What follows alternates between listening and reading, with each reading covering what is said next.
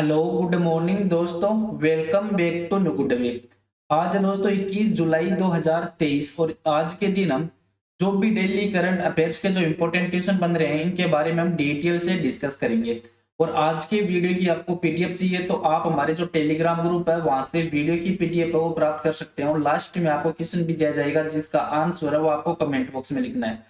तो चलिए दोस्तों स्टार्ट करते हैं क्वेश्चन नंबर 1 से। और आज का वीडियो आपको अच्छा लगे तो चैनल को सब्सक्राइब और इसका बेल आइकन है जरूर प्रेस करें ताकि डेली के जो वीडियो अपलोड कर रहा हूं मैं उनका नोटिफिकेशन है वो आपको मिलता रहे। क्वेश्चन नंबर 1 है कि किस राज्य सरकार के द्वारा जो गृह लक्ष्मी योजना है ये शुरू की गई है। तो इस क्वेश्चन का राइट आंसर दोस्तों ये ऑप्शन नंबर सी, कर्नाटक राज्य सरकार के द्वारा ये योजना वो शुरू की गई है। जो गृह लक्ष्मी योजना है इसका जो पंजीकरण है ये 19 जुलाई से स्टार्ट हो गया है और इसमें इस योजना के तहत जो घर की महिला मुखिया और उसको वित्तीय सहायता प्रदान करने के लिए जो कर्नाटक सरकार है इनके द्वारा ये शुरू की गई योजना। और गृह लक्ष्मी योजना के लाभार्थी वो बिना किसी बिचौले के या बिना किसी लालच में आए मुफ्त में अपना जो रजिस्ट्रेशन है वो करा सकते हैं। और इस योजना के तहत जो एक परिवार की महिला मुखिया उनको प्रति माह है 2,000 रुपए की वित्तीय सहायता प्रदान की जाएगी। और इसमें लाभार्थियों को योजना के तहत जो 15 से लेके 20 अगस्त तक ये योजना वो चलेगी और इसमें पंजीकरण वो 1 वर्ष तक जारी रहेगा। और इस योजना से लगभग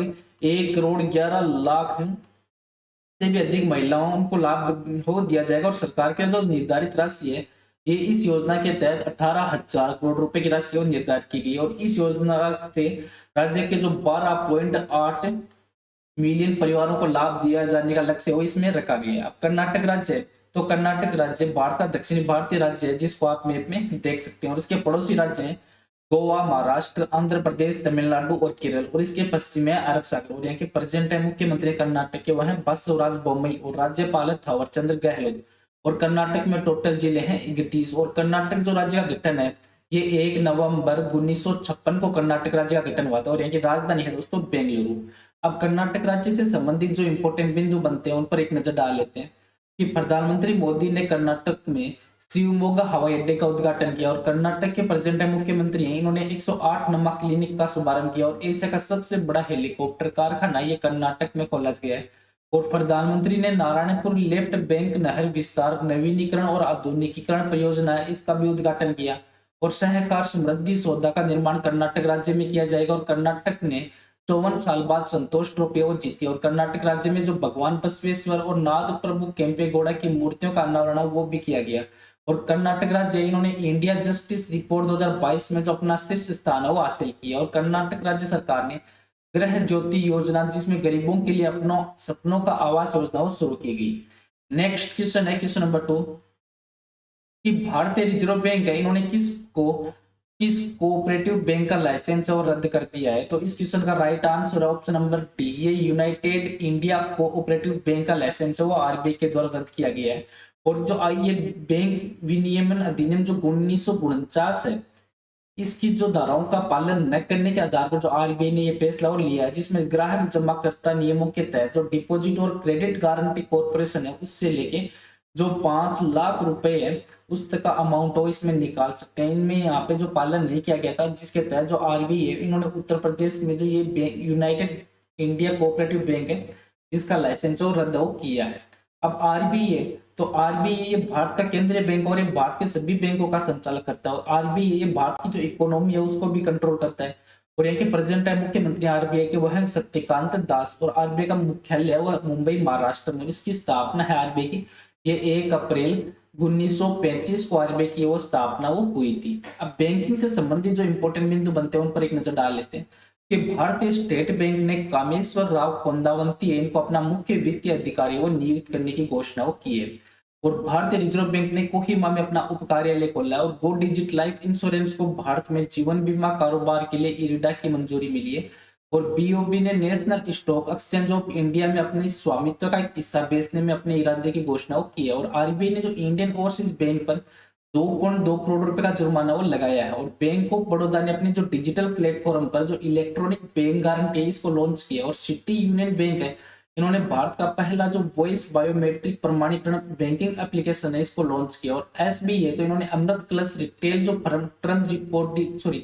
टर्म डिपॉजिट स्कीम है वो फिर से शुरू की। और इंडिया पोस्ट पेमेंट्स बैंक इन्होंने व्हाट्सएप बैंकिंग वो शुरू की है। नेक्स्ट क्वेश्चन है क्वेश्चन नंबर 3 कि विश्व शतरंज दिवस है ये प्रत्येक वर्ष किस दिन मनाया जाता है? तो इस क्वेश्चन का राइट आंसर है ऑप्शन नंबर ए, ये प्रत्येक वर्ष 20 जुलाई को विश्व शतरंज दिवस के रूप में मनाया जाता है। और ये दिन है वो सन 1924 में जो पेरिस में हुई अंतरराष्ट्रीय शतरंज महासंघ है उसकी स्थापना को चिन्हित करने के लिए मनाया जाता है। और हम इस दिन हम किसी को सिखाकर या खेल खेलना सीख कर दिन का पालन वो कर सकते हैं। और इसके अलावा हम 24 घंटे में मैराथन पर विचार कर सकते हैं। अपनी जो खुद की शतरंज जो रणनीति है उसके बारे में भी अपनी कहानी है वो दूसरों के साथ साथ जाओ कर सकते हैं। अब जो ये विश्व शतरंज दिवस है तो इसमें जो अंतरराष्ट्रीय शतरंज महासंघ है इसके प्रेजेंट टाइम जो अध्यक्ष है वो है अकार्डी डकोकोविच। और इसकी स्थापना है अंतरराष्ट्रीय शतरंज महासंघ है इसकी स्थापना है ये 20 जुलाई 1924 को हुई थी। और एक कहाँ पे हुई? तो ये हुई थी पेरिस में, फ्रांस में हुई थी। और इसका जो हेडक्वार्टर हुआ है स्विट्जरलैंड में। अब जुलाई मंथ है तो जुलाई मंथ में निम्न इंपोर्टेंट दिवस और मनाए गए जिन पर एक नजर डाल लेते हैं कि 1 जुलाई को हाल ही में राष्ट्रीय डॉक्टर दिवस और चार्टेड अकाउंटेंट दिवस के रूप में मनाया गया। 2 जुलाई को विश्व खेल पत्रकार दिवस और विश्व युवक को दिवस। 3 जुलाई को अंतरराष्ट्रीय प्लास्टिक बैग मुक्त दिवस और गुरु पूर्णिमा। 6 जुलाई को विश्व जुनौज दिवस। 7 जुलाई को विश्व चॉकलेट दिवस और 10 जुलाई को राष्ट्रीय मछली किसान दिवस। 11 जुलाई को विश्व जनसंख्या दिवस और 12 जुलाई को विश्व पेपर बैग दिवस और 13 जुलाई को राष्ट्रीय फ्रेंच फ्राई दिवस।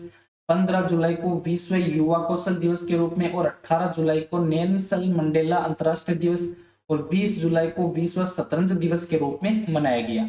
नेक्स्ट क्वेश्चन है क्वेश्चन नंबर 4 कि एशियाई विकास बैंक ने चालू वित्त वर्ष के लिए भारत की जो वृद्धि दर का अनुमान है ये कितने प्रतिशत पर बरकरार हो रखा है? तो इस क्वेश्चन का राइट आंसर है ऑप्शन नंबर सी, ये 6.4% पर बरकरार हो रखा गया है। जो एशियाई विकास बैंक है एडीबी, इन्होंने भारत की जो आर्थिक वृद्धि का अनुमान है वो जो करंट ईयर है इसमें जो 6.4% है और अगले जो वित्तीय वर्ष है उसके लिए 6.7% पर बरकरार रखा है। और एशियाई विकास आउटलुक के अपने जो अपडेट में जो एडीबी है इन्होंने एशिया में जो विकासशील इकोनॉमी है उसके लिए इस वर्ष मुद्रास्फीति है वो 3.6% और 2024 में 3.4% रहने का अनुमान और लगाया। और मार्च 2023 को जो समाप्ति वित्त वर्ष में देखे तो 2022-23 है, इस 22-23 में भारतीय अर्थव्यवस्था वो 7.2% बढ़ी है। अब एडीबी है तो एडीबी की स्थापना है ये 19 दिसंबर 1966 को एडीबी की स्थापना हुई थी और इसका हेडक्वार्टर है फिलीपींस में। और इसके जो सदस्यता देश है वो 68 से भी अधिक इसमें सदस्यता देश है।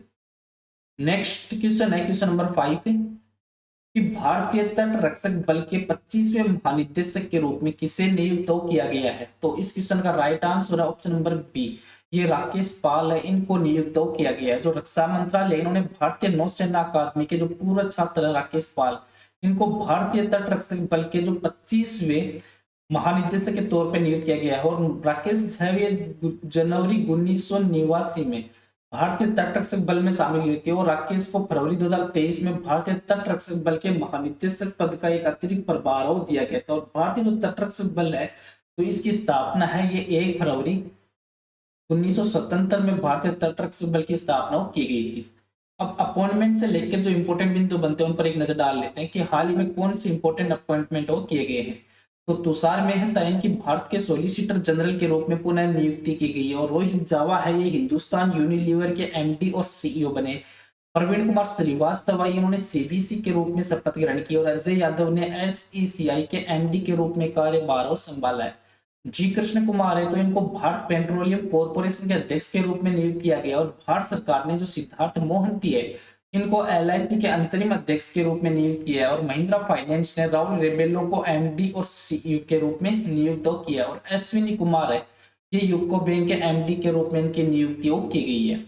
नेक्स्ट क्वेश्चन है क्वेश्चन नंबर 6 कि किस भारतीय ग्रैंड मास्टर ने हंगरी में सुपर जीएम शतरंज टूर्नामेंट जीता है? तो इस क्वेश्चन का राइट आंसर दोस्तों ऑप्शन नंबर ए, ये आर प्रगनानंदा है, इन्होंने ये टूर्नामेंट जीता। जो युवा भारतीय ग्रैंड मास्टर है आर प्रगनानंदन, इन्होंने हंगरी में जो वी गेजा में जो सुपर जीएम शतरंज टूर्नामेंट 2023 है इसका टाइटल वो अपने नाम किया। और इसकी जो उम्र है आर इनकी तो इनकी ये 17 वर्ष है। और इन्होंने जो 6.5 अंक अर्जित करके 10 खिलाड़ियों की प्रतियोगिता में अपना जो पहला स्थान वो हासिल किया। और इस टूर्नामेंट में एम एम्बिन है और रूस के जो सानान है वो 1-1 अंक से आगे और रहे थे। नेक्स्ट क्वेश्चन है क्वेश्चन नंबर 7 कि G20 वित्त मंत्रियों और केंद्रीय बैंक गवर्नर की बैठक है वो हाल ही में कहाँ आयोजित की गई? तो इस क्वेश्चन का राइट आंसर दोस्तों ऑप्शन नंबर बी, ये गुजरात में हाल ही में आयोजित की गई है। तो G20 के वित्त मंत्रियों और केंद्रीय बैंक के गवर्नर है, इनकी बैठक है वो हाल ही में 17 से लेकर 18 जुलाई 2023 को जो गुजरात के गांधीनगर है वहां पे आयोजित की गई थी। और इस बैठक की अध्यक्षता वो संयुक्त रूप से जो केंद्रीय वित्त मंत्री है निर्मला सीतारमण और आरबीआई के जो गवर्नर है शक्तिकांत दास, इन्होंने इसकी अध्यक्षता की थी। और इस बैठक के दौरान जो भारत और इंडोनेशिया ने भारत इंडोनेशिया और आर्थिक और वित्तीय संवाद है उसकी भी चर्चा इसमें की गई थी इस बैठक में। और जिसका उद्देश्य है कि दोनों देशों के बीच में सहयोग को बढ़ावा करना है और वैश्विक मामलों की जो साझा समझ को बढ़ावा देना है। अब गुजरात राज्य, तो गुजरात राज्य पश्चिम भारत में स्थित एक राज्य है जिसको आप मैप में देख सकते हैं। और गुजरात की जो पड़ोसी राज्य है राजस्थान, मध्य प्रदेश और महाराष्ट्र है। और गुजरात की जो एक सीमा है जो अंतरराष्ट्रीय सीमा और ये पाकिस्तान से लगती है। गुजरात के प्रेजेंट मुख्यमंत्री हैं भूपेंद्र भाई पटेल और राज्यपाल आचार्य देवव्रत। और गुजरात में टोटल जिले हैं 33। और गुजरात राज्य का जो गठन है ये 1 मई 1960 को गुजरात राज्य का गठन हुआ था। और गुजरात की राजधानी है गांधीनगर। अब गुजरात राज्य से संबंधित जो इंपोर्टेंट बिंदु बनते हैं उन पर भी एक नजर डाल लेते हैं कि सिंधु घाटी सभ्यता का सबसे महत्वपूर्ण बंदरगाह ये गुजरात में लोथर बंदरगाह है। गुजरात राज्य की सबसे लंबी नदी है भादर नदी और जीवन रेखा नर्मदा नदी को कहा जाता है। और स्पेस सिस्टम डिजाइन लैब का उद्घाटन गुजरात में किया गया। और भारतीय मंत्रिमंडल ने जो सेमीकंडक्टर परीक्षण और पैकेजिंग इकाई है वो स्थापित करने की योजना को मंजूरी दी गई है। और भारत के पहले स्वदेशी रूप से जो डेवलप परमाणु ऊर्जा रिएक्टर का वाणिज्य परिचालन है गुजरात में शुरू किया गया। और गुजरात राज्य सरकार ने जो प्रधानमंत्री जन आरोग्य योजना है इसके तहत जो बीमा कवर की राशि को दोगुना कर दिया है। नेक्स्ट क्वेश्चन है क्वेश्चन नंबर 8 कि हेनले पासपोर्ट इंडेक्स 2023 के अनुसार भारतीय पासपोर्ट की रैंक वो क्या है? तो इस क्वेश्चन का राइट आंसर दोस्तों ऑप्शन नंबर डी, ये 80वीं रैंक है भारतीय पासपोर्ट।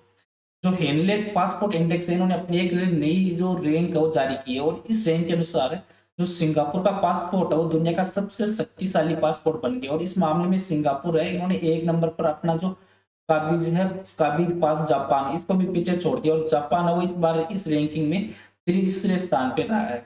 और इस रैंकिंग में जो भारत है वो 80 नंबर के स्थान पे पहुंच चुका। और भारतीय नागरिक वगैरह वीजा सिर्फ जो 57 देशों में है यात्रा कर सकते हो। इस लिस्ट में जो चीन है वो 63वें स्थान पे रहा है और भूटान 84वें, म्यांमार है तो ये निवासी स्थान पे और श्रीलंका 95वें स्थान पे रहा है। और सबसे लास्ट में जो पाकिस्तान देश है वो रहा है 100 नंबर के स्थान पे पाकिस्तान देश रहा है। नेक्स्ट क्वेश्चन है क्वेश्चन नंबर 9 कि भारतीय ओलंपिक संघ ने किस रेसलर को एशियाई खेलों में ट्रायल से छूट दे दी है? तो इस क्वेश्चन का राइट आंसर दोस्तों ऑप्शन नंबर सी, ये बजरंग जो पूनिया है इनको छूट प्रदान की गई है। जो भूपेंद्र सिंह बाजवा के नेतृत्व में जो भारतीय ओलंपिक संघ है इन्होंने टोक्यो ओलंपिक में कांस्य पदक विजेता है बजरंग पूनिया। और इनको विनेश फोगाट को अब 22 से लेकर 23 जुलाई को होने वाले जो एशियाई खेलों में ट्रायल से छूट देती है। और एशियाई खेल है ये 23 जो सितंबर में चीन के जो शहर है वहां पर शुरू किए जा रहे हैं। नेक्स्ट क्वेश्चन है क्वेश्चन नंबर 10 कि किस कंपनी ने बीमा के लिए दुनिया का पहला जो जेनरेटिव एआई टूल है वो लॉन्च किया है? तो इस क्वेश्चन का राइट आंसर दोस्तों ऑप्शन नंबर सी, ये सिंपलीफाई को लॉन्च किया गया है। जो एमआई ऑटोमेशन है इससे जुड़ी जो कंपनी है सिंपलीफाई, इन्होंने बीमा के लिए दुनिया का पहला जेनरेटिव एआई टूल इंश्योरेंस जो जीपीटी है वो लॉन्च किया। और दुनिया का पहला कस्टम निर्मित जो जीपीटी टूल है जो नो कोड एआई संचालित प्लेटफॉर्म के द्वारा डेवलप किया जाता है। और आज का नेक्स्ट और लास्ट क्वेश्चन है जिसका आंसर है वो आपको कमेंट बॉक्स में लिखना है कि किस राज्य सरकार के द्वारा गृह लक्ष्मी योजना वो शुरू की गई है? तो इस क्वेश्चन का राइट आंसर है वो आपको कमेंट बॉक्स में लिखना है। और पीछे के वीडियो में भी आपको क्वेश्चन दिया था कि आईटीसी बोर्ड ने किसको चेयरमैन और प्रबंध निदेशक के रूप में नियुक्त किया है? तो इस क्वेश्चन का राइट आंसर था दोस्तों ऑप्शन नंबर बी, ये संजीव पुरी को नियुक्त किया गया है। संजीव पुरी इनको 5 साल की अवधि के लिए जो आईटीसी बोर्ड का चेयरमैन और एमडी के रूप में नियुक्त किया गया है। चलो दोस्तों आज का वीडियो वो यहीं पे समाप्त करता हूँ। वीडियो आपको अच्छा लगे तो चैनल को सब्सक्राइब और वीडियो को जरूर शेयर करें। Thank you all of you.